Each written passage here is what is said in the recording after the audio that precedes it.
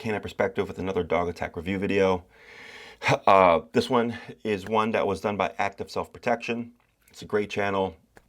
It talks about defending yourself from attackers, from human attackers as opposed to dog attackers, but occasionally he does cover dog attacks.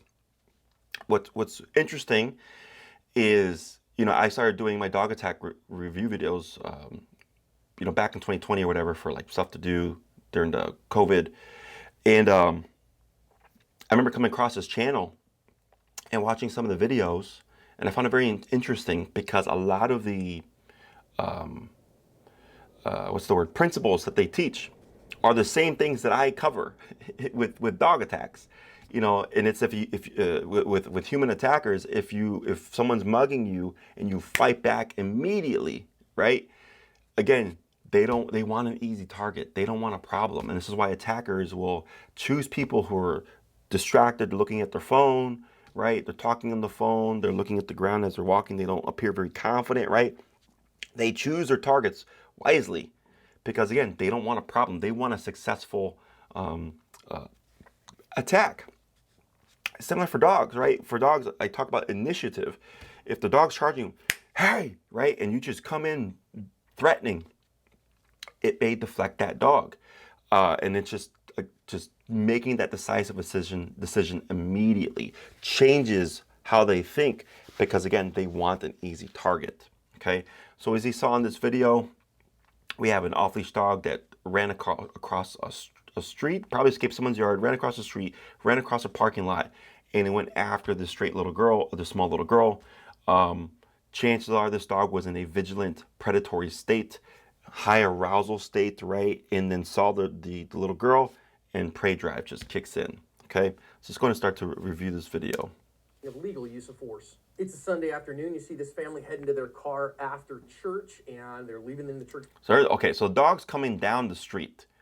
Okay, and this is why environmental awareness, which is something Active Self-Protection talks about a lot in his videos, not keeping your hand, your head in your phone or whatever, or your eyes on the floor, eyes up, looking around. Especially with having our son, this is something that I've become very. I have good environmental awareness as it is, from being a dog trainer and being attacked by off-leash dogs back in Texas. Like I developed that habit. But even more so now that we have our son, right? Because now I have my family to protect us. I'm always kind of just looking around because you never know. You never know. Like you're coming out of church. I'm assuming that's a church building right there, right? You're coming out of church, going to get in your car, you're going to go home, maybe go to breakfast, have a nice little family breakfast depending on what time the mass is, right? Like you're really this is definitely like out of nowhere, right? So parking lot's pretty empty. Looks like they're one of the last. There's a dog coming from the top of the screen, comes around, running off leash. Right? So here, mom, I don't know, we'll see, review again. Mom should see this now. And that is approximately 30 to, probably about 30 to 40 feet. Definitely from the mom, it's about 40 feet. Okay? So, mom, let's see. When you see mom, the little girl come in and so you see where she acknowledges it, right? And again, we don't perceive threat, okay? We don't perceive threat. Looks like they're leaving in the church parking lot. Parking lot's pretty empty. Looks like they're one of the last out. Now notice coming from the top of the screen. Okay. Dog that's running off leash. When you see right there, that's when she sees the dog, right? That is definitely about 30 feet. So, but they're not perceiving threat. They're thinking, oh, it's a dog, probably. But by the way, judging by their body language, oh, it's a dog. Is it friendly, right? Never assume that a dog is friendly. Never assume that a dog is friendly, especially if it's off-leash and it's running at you. Don't assume that it's friendly. I don't care if it's a golden retriever. I don't care if it's a pit. I don't care if it's a chihuahua. I don't care if it's a mastiff. Don't assume that it's friendly, okay? Because, and this is something that actually, this is a long time ago, I'm positive I heard Active Self-Protection talk about, where the longer the attack is going, the more empowered, the more confident the attacker is. Because they're going, you're not going to do anything and I'm going to get my way, right? It's similar for the dog.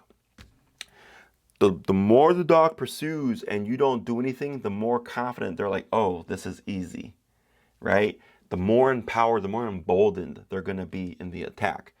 So right there, again, prime opportunity. Hey, right? Now, issue here is because she has her daughter, when she's projecting that energy, that the dog is probably going to come forward and jump back, come forward and jump back, because it wants to get to the daughter. And I don't blame the guy, because the guy's got his back turned, right?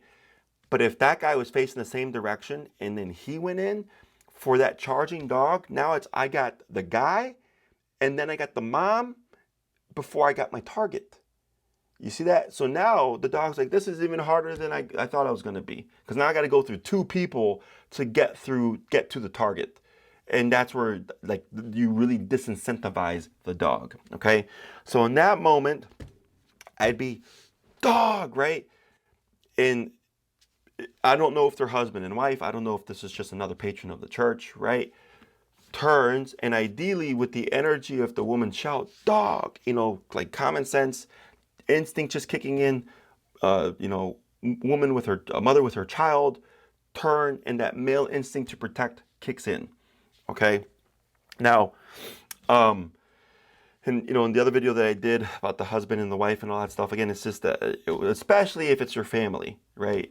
It is one, if my wife is out with our son, that job now passes to my wife. It is her job to protect our son. But if it's me, my wife, and my son, it's my job to protect my wife and son. If I fail, if I'm out of the picture, now that responsibility falls to my wife, right? And we've had this conversation. We are both very much well aware of this hierarchy in terms of protection, right?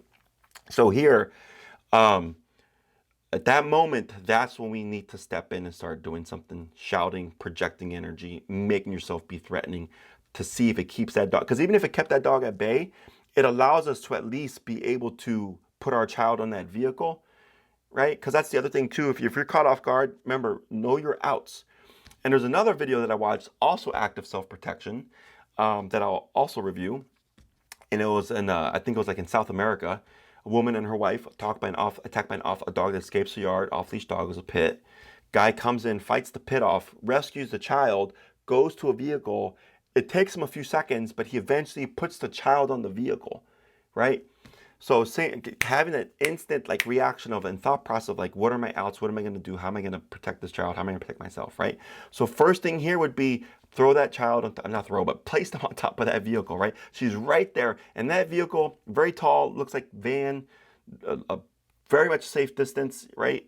I would rather pay for the repairs and the scratches and the damage that my child would do stepping on that roof and scratching the paint by that dog, right? Than to have my child be harmed. Okay, and I'm pretty sure that everybody would be on the same page, especially with churches being community type settings. Okay. With a little girl. So a little girl starts bouncing up and down, possibly why that triggers prey drive. And I'm not scolding the girl. I'm not saying keep your kid like a robot, right? It's a kid being a kid. But dogs, they see that movement, they see that jumping around. He's already in a charging kind of vigilant state, sees that movement, prey drive. Prey drive. The number of kids that I've had be bitten, and the common story is, oh, that my child was playing with our dog, and then our dog started getting a little intense, and then my kid started jumping around and screaming, and then my dog bit them. I go, right, because it was escalating in arousal state, right? Predatory state started kicking in, and then the kid starts jumping and being frantic and screaming, and now they seem like prey. Okay, very, very common. Dog's just gonna run. So the guy he's scared of the dog, right? You see that. Man, so many opportunities, because you see the dog kind of like, what's going on here, right? So that little curious state, let's go back. A little curious state. Keeps highlighting. To the little girl in attack.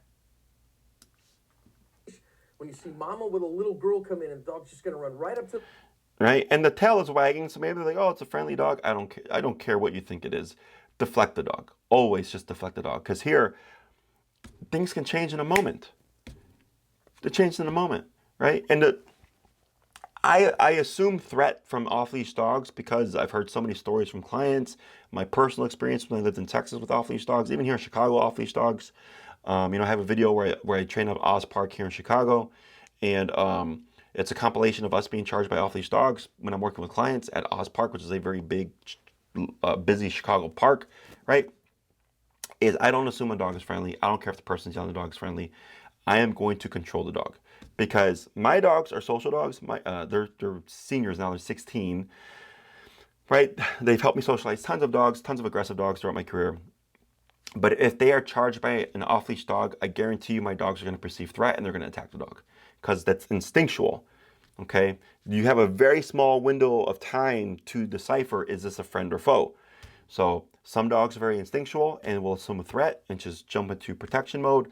Other dogs don't really have that kind of the protective instinct, or they're so dopey that they don't perceive threat, right? But the number of clients that I've had, they're like, oh, we got charged by a dog and then attacked, right? Like everything looked fine and then attacked. I go, right. That's why we want to control the situation before it's a problem. Okay. Girl and Boom, attacker right there.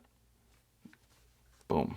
It's very fast. hold of her on her left arm, and now mom and dad are... Okay.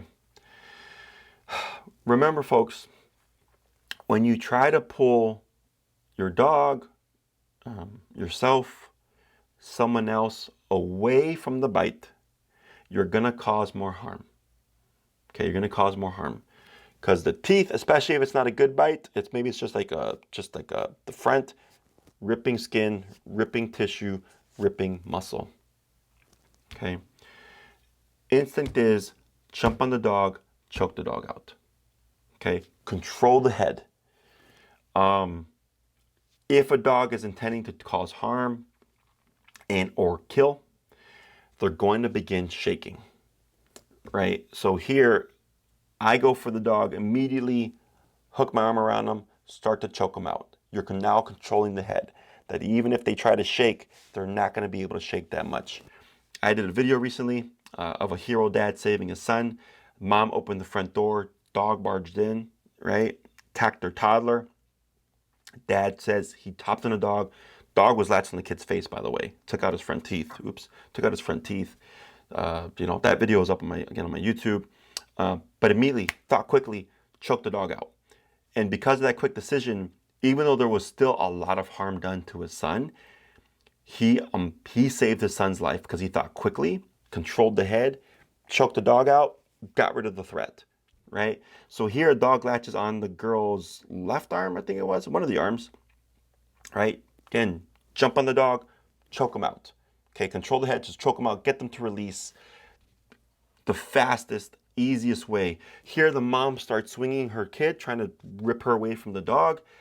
Obviously more damage to her child's arm possibly. Also makes it harder for the guy to help because now he's trying to catch the dog as the dog's being swung all over the place. everything they can to get this dog off of her. Also, it looks like the gentleman is trying to hold on to what he has in his hands.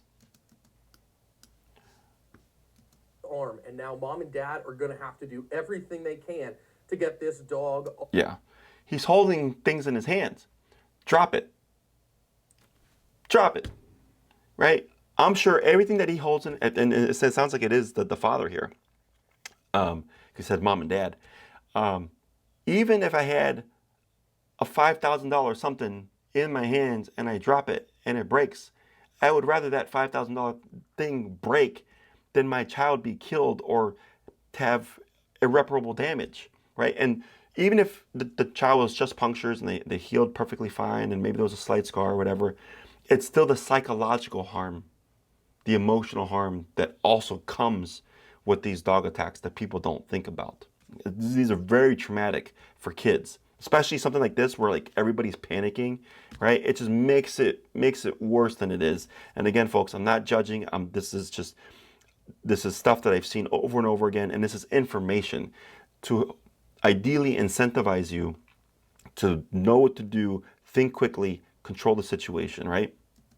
Of her. We're going to see it as we get up here in a minute. Dad's going to finally pick that dog up with some bystanders who are coming over to help as well. Dad's now going to reach into his pocket and is going to pull out a defensive folding knife. Finally get that defensive folder open. Get after that dog enough to make... Nice. So he had a knife on him. Great. Right? And then one thing, so for me, I always have it on me, is I have a Leatherman. Okay, and this Leatherman has a 2.5-inch blade. Okay, I look at this as a tool, but I am very well aware that I have a 2.5-inch blade on my hip, right? But I don't ever think of it that way.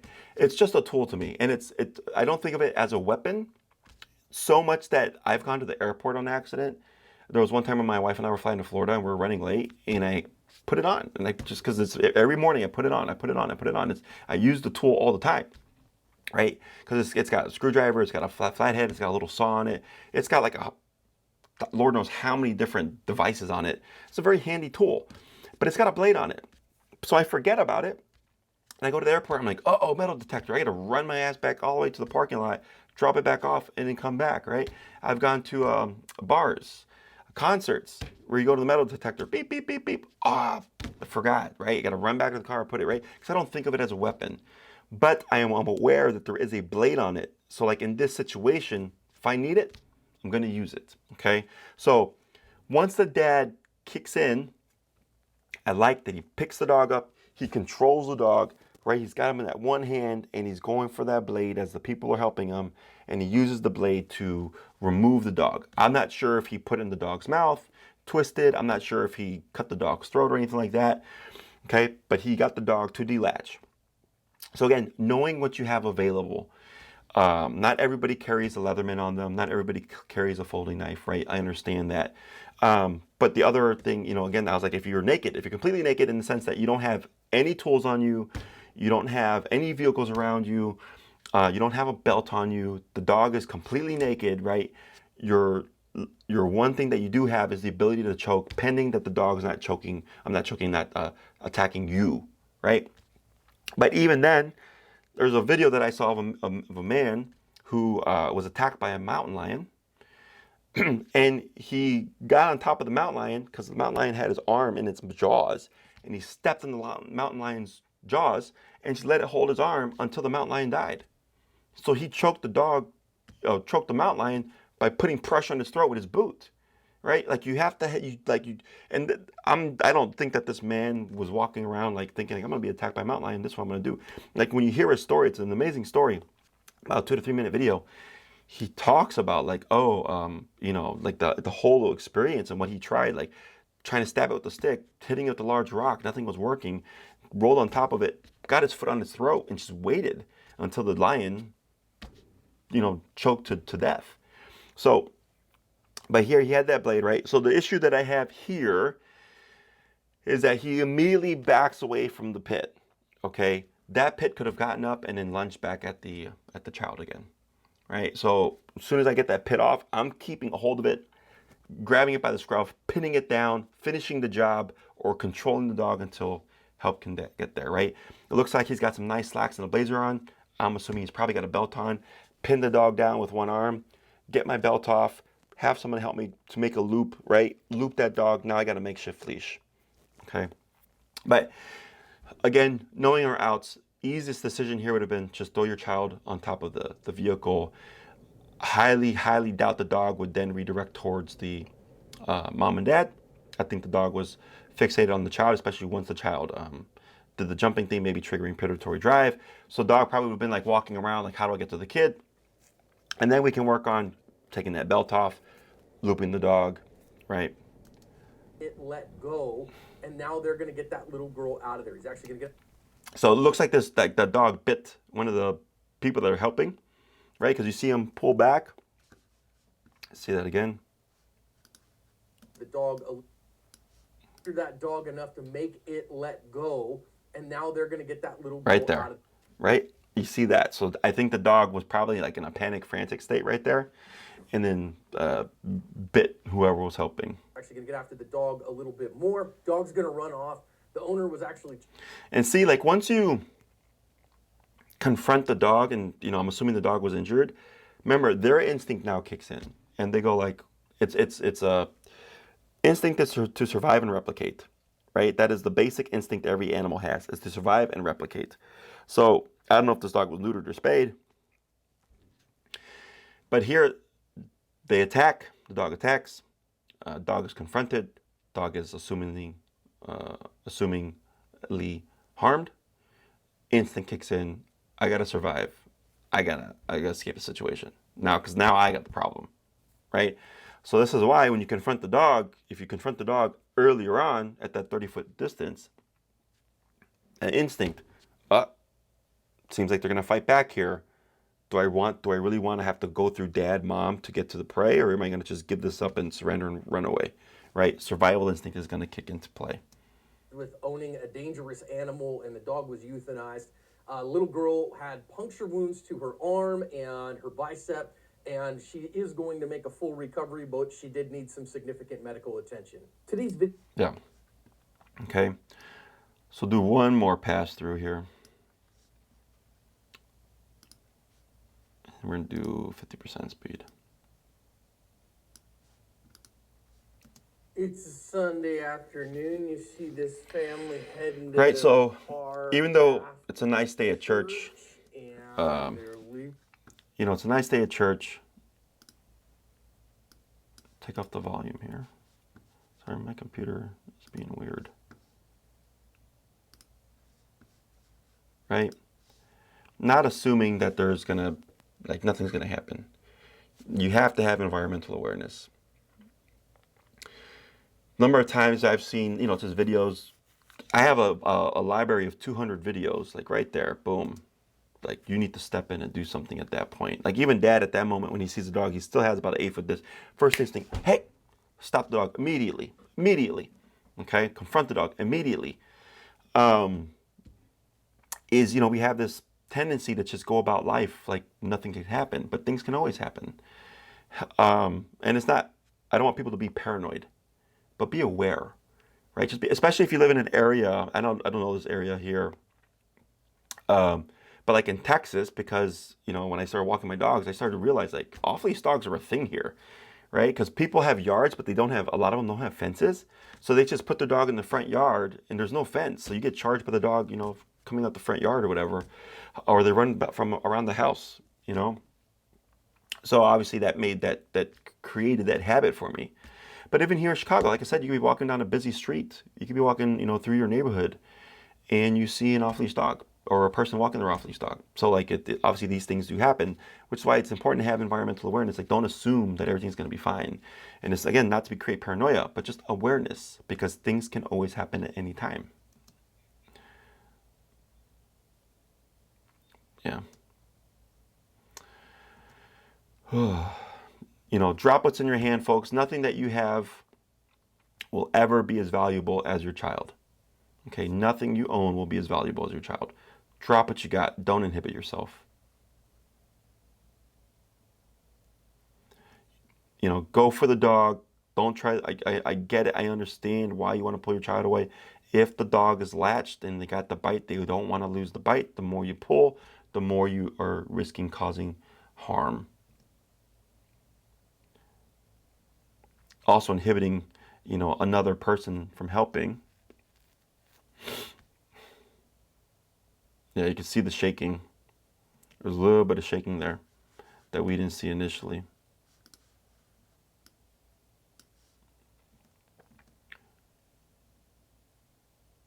Right there. Right there.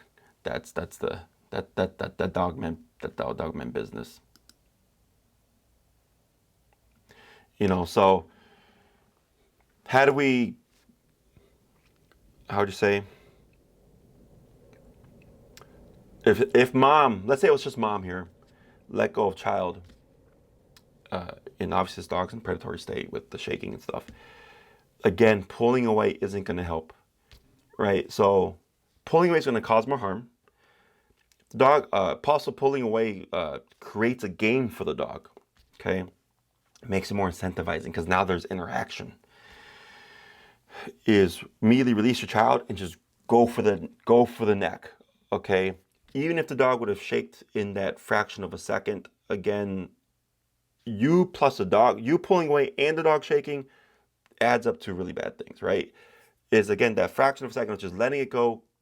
You have to sacrifice, you know, we're uncomfortable thinking about, like, letting go because what if things get worse, right?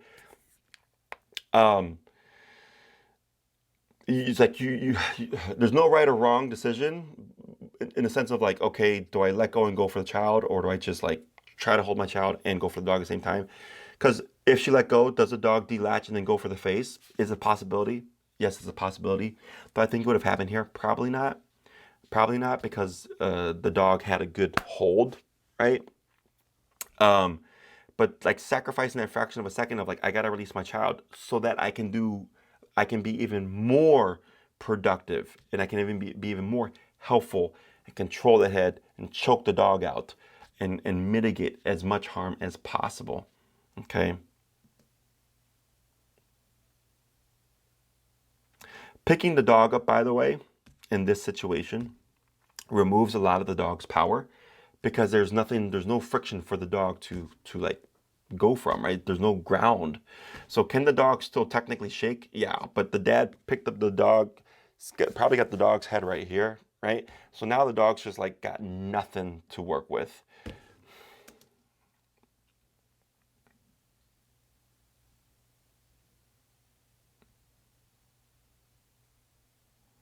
And here, crowding around, we don't need the situation now under control. Mom's got the child, the dad and the gentleman have the dog, right? We don't need to keep coming in more. But you can see how things kind of calmed down once they had a hold of the dog, giving the time for the guy to think, okay, let me go in my pocket. Again, he's sacrificing time here, right? But the dog is now under control. The bite's already happening.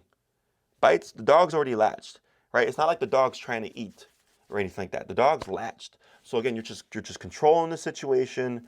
This guy goes for his blade. He's taking those extra seconds of going like, I know I have something that I'm gonna make this dog remove.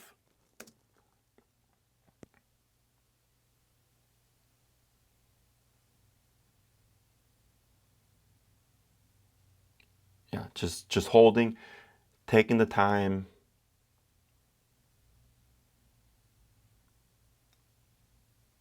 So you see the guy try to hold the dog down. The dog's in a frantic state because you see him kind of moving. There we go. Right.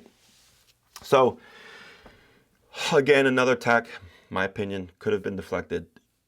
This is where environmental awareness comes into play, but just knowing what you have available, getting that vehicle, even if not having the confidence to step in, if you don't have the confidence to of confronting the dog, like, know your outs.